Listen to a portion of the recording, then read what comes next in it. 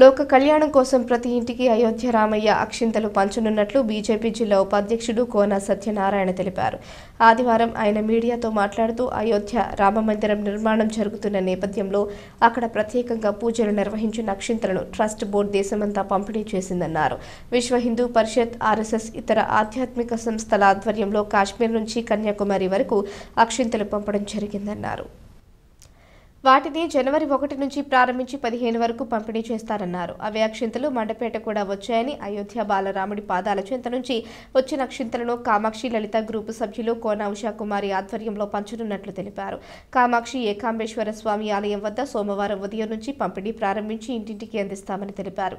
శ్రీరామతీర్థ trust రామమందిర నిర్మాణానికి లక్ష్యాన్ని మించి పనిచేసి 3,900 కోట్లు విరాళాలు సేకరించడం గొప్ప విషయమన్నారు. అందులో కామాక్షి లలిత గ్రూప్ కూడా పాల్గొనడం తమ పూర్వజన్మ సుకృతంగా భావిస్తున్నామని పేర్కొన్నారు. హిందువులు, రామభక్తులు తప్పనిసరిగా ఈ కార్యక్రమంలో పాల్గొని అయోధ్య నుంచి ఎంతో పవిత్రంగా వచ్చిన అక్షింతలను తీసుకువెళ్లాలని విజ్ఞప్తి చేశారు.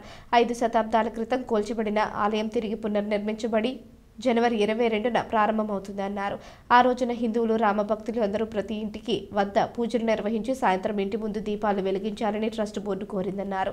ఈ బృహత్తర కార్యక్రమంలో మండపేట నియోజకవర్గ ప్రజలంతా భాగస్వాములై రామభక్తిని ప్రపంచానికి చాటి చెప్పాలని ఆయన విజ్ఞప్తి చేశారు.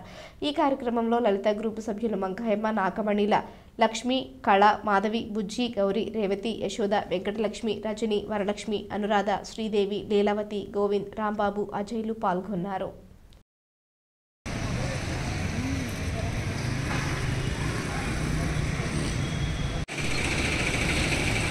అయోధ్య రామ మందిర నిర్మాణం రేపు జనవరి 22 సందర్భంగా బాలరాముని వద్ద పూజించిన అక్షంతలు మండపేట ఆర్ఎస్ఎస్, విశ్వ హిందూ పరిషత్ ఆధ్యాత్మిక సంస్థల ఆధ్వర్యంలో మండపేటలో రావడం జరిగింది. ఇది కామాక్షి లలిత గ్రూపు వారిచే రేపు జనవరి 1 నుంచి ప్రతి ఇంటికి కూడా పంచిపెట్టడం జరుగుతుంది. గతంలో విరాళాల సేకరణలో ఈ లలిత గ్రూప్ కూడా వీళ్ళు సేకరించి నిధులు పంపించడం జరిగింది. దానికి మా అదృష్టంగా భావిస్తున్నాం.